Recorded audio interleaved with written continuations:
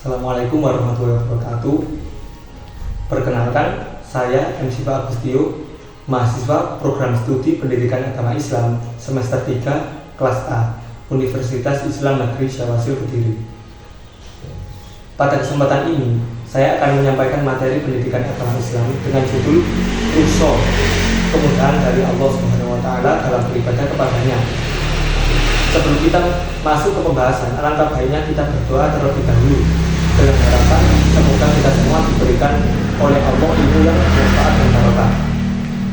Ala hadinya wa ala kulli niyatin sholihah. Al-Fatihah.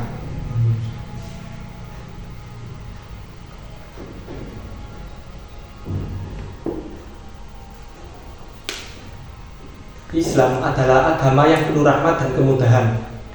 Allah Subhanahu wa Ta'ala yang Maha Pengasih dan Maha Penyayang tidak menghendaki kesulitan bagi hambanya, melainkan memberikan kemudahan dalam menjalankan setiap perintah agama. Dalam kehidupan sehari-hari, tidak semua orang selalu berada dalam kondisi yang ideal untuk menjalankan ibadah. Ada kalanya seseorang itu dalam keadaan sakit, melakukan perjalanan jauh, atau berada pada situasi tertentu yang membuat ibadah terasa berat. Islam sebagai agama yang membawa rahmat bagi seluruh alam tidak menghendaki umatnya berada dalam kesulitan. Karena itu Allah Subhanahu wa Ta'ala memberikan kemudahan dalam beribadah yang dikenal dengan istilah rukhsah. Setelah mempelajari materi ini, diharapkan peserta didik mampu memahami apa yang dimaksud dengan rukhsah dalam ibadah, mengenal berbagai bentuk rukhsah dalam sholat, puasa, zakat, dan haji, serta memahami hikmah dibalik diperintahkannya rukhsah oleh Allah SWT. Yang pertama, makna rukhsah.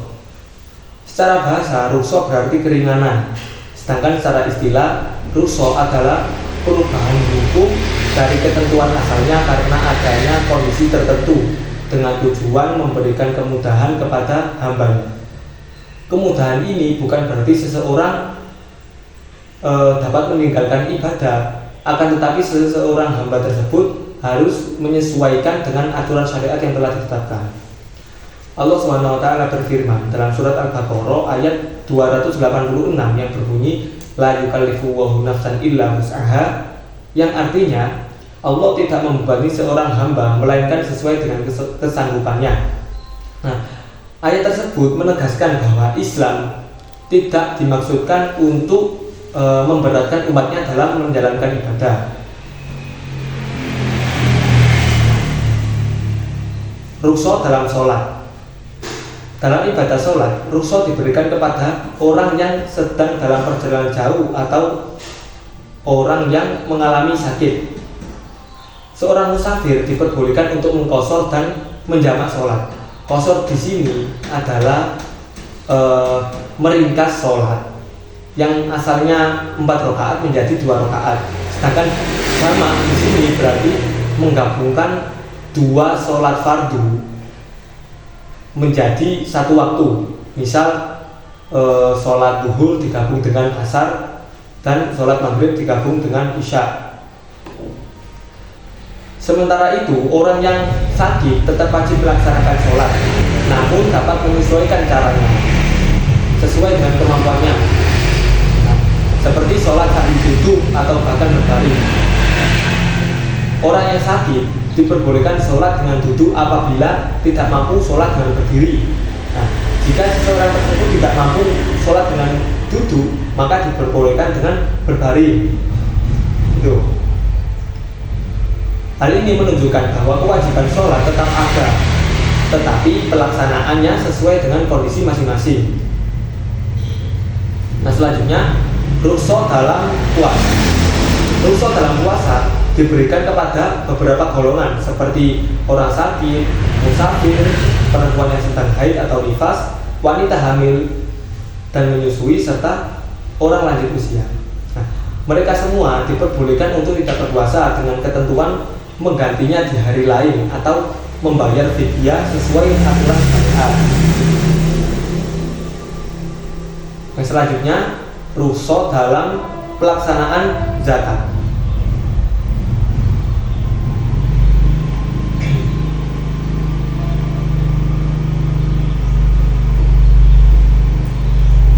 Zakat adalah kewajiban bagi seorang muslim yang bertujuan untuk membersihkan diri.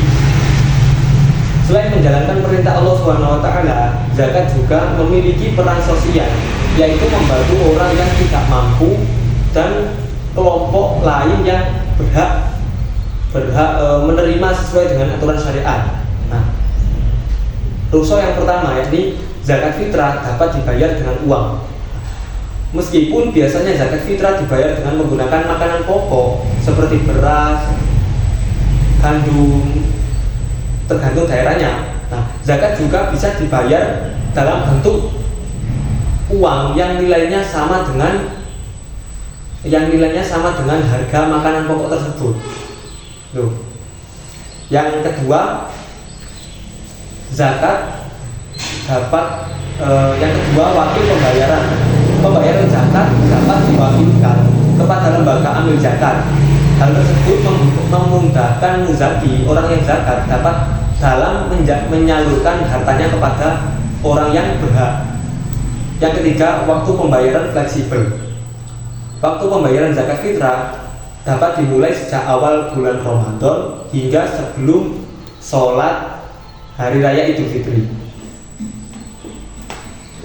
Yang selanjutnya, rukso dalam haji. Ibadah haji adalah salah satu rukun Islam yang memiliki tuntutan fisik dan finansial yang besar. Oleh karena itu, ibadah haji hanya diwajibkan bagi mereka yang benar-benar mampu, baik secara fisik, finansial maupun dari sisi keamanan. Haji juga cukup dilakukan 1 kali seumur hidup dan dapat diwakilkan bagi orang yang tidak mampu melaksanakannya secara langsung karena sakit parah atau meninggal dunia. Hal tersebut menunjukkan bahwa Islam sangat mempertimbangkan kemampuan umatnya dalam menjalankan ibadah. Selanjutnya, hikmah dibalik rukso. Yang pertama, mempermudah pelaksanaan ibadah. Rukso memastikan bahwa setiap muslim dapat menjalankan ibadah sesuai dengan kondisi dan kemampuannya tanpa merasa terbebani. Yang kedua, fleksibilitas ajaran Islam. Rukso menunjukkan bahwa Islam adalah agama yang adaptif dan relevan di setiap zaman dan di setiap tempat, sesuai dengan fitrah manusia. Yang ketiga, mendorong disiplin dan toleransi. Rukso melatih umat untuk tetap beribadah dalam segala kondisi, serta menunjukkan sikap saling memahami dan menghargai perbedaan. Yang keempat, meningkatkan rasa syukur. Rukso menyadarkan umat akan betapa besar kasih sayang Allah SWT yang tidak pernah membebani hambanya di luar batas kemampuannya.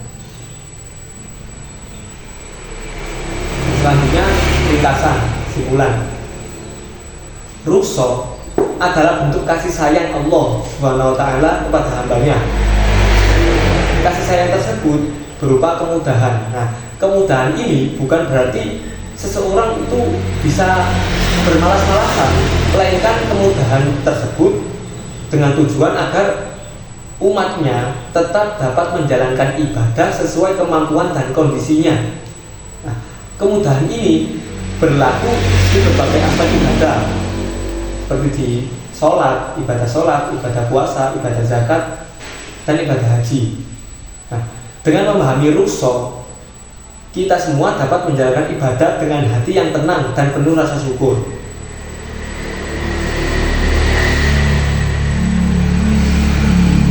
Mungkin itu pembahasan rukso kali ini dari saya.